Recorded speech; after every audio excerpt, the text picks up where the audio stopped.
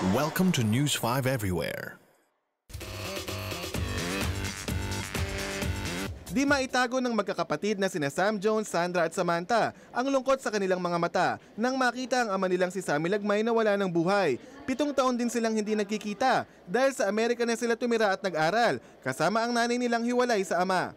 Pero nakapagpaalam naman daw sila sa kanilang daddy sa telepono. She just held the phone close to his ear and so sinabi ko po, Daddy, I don't know if you can hear me, but I love you and you're the best dad I can ask for.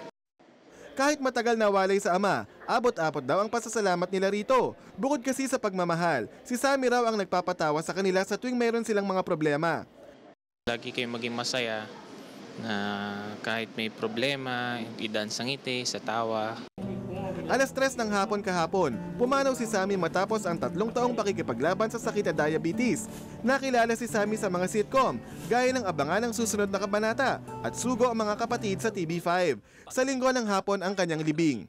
Jeff Fernando, News 5. Be sure to come back. News 5 Everywhere. Copyright 2013.